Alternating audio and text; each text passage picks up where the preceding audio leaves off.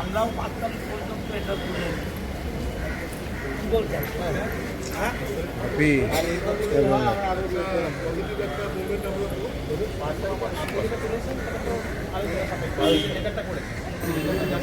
আমার চিঠি পেয়েছেন তো?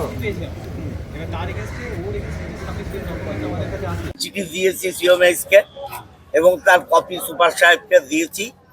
এরা যে নিয়ম কানুন এবং অর্ডারে যা বলা আছে এরা মানছে না। কর্মচারীদের বছরে 2টো ড্রেস দিতে হবে এবং জুতো দিতে হবে এবং হসপিটাল পরিষ্কার পরিচ্ছন্ন রাখার যে ইকুইপমেন্ট সেগুলোও দিতে হবে।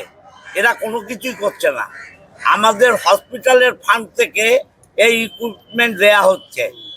হ্যাঁ, এটা কন্ট্রাক্টে বলা নেই। এরা কন্ট্রাক্ট বহির্ভূত কাজ করছে এবং কর্মচারীদের উপর মানসিক অত্যাচার করছে।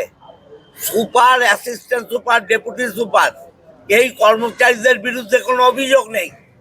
তাহলে এজেন্সি কেন অভিযোগ রাখছে?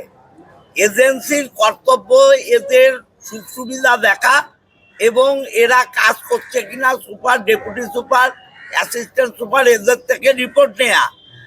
তারা যদি এই বেদের বিরুদ্ধে রিপোর্ট করে অবশ্যই অ্যাকশন হবে। এবং কি হলো মানে আজকে মূলত হচ্ছে আমাদের যারা হসপিটালের যারা কন্ট্রাকচুয়াল স্টাফ তাদেরকে অন্যায়ভাবে যে এজেন্সি আছে সে সাসপেনশনের চিঠি ধরিয়েছে।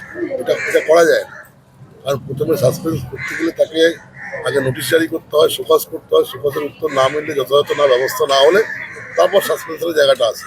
অন্যায়ভাবে করেছে এবং এই এজেন্সি যে অ্যাজ পার লেবার ল যেটা আছে তাদেরকে মিনিমাম ওয়েজেস দেওয়া, পিএসআই দেওয়া, তাদেরকে বছরে 2টো করে ইউনিফর্ম দেওয়া, সমস্ত জায়গা থেকে তারা বঞ্চিত। আমরা বারে বারে জানিয়েছি, আমাদের মাননীয় বিধায়ক অসিত মজুমদার দাদা তিনিও জানিয়েছেন, মেল করেছেন, চিঠি করেছেন, কিন্তু দেওয়া হয়নি। তো ওদেরকে সাসপেন্ড করা হয়েছিল এবং আজকে সাসপেনশন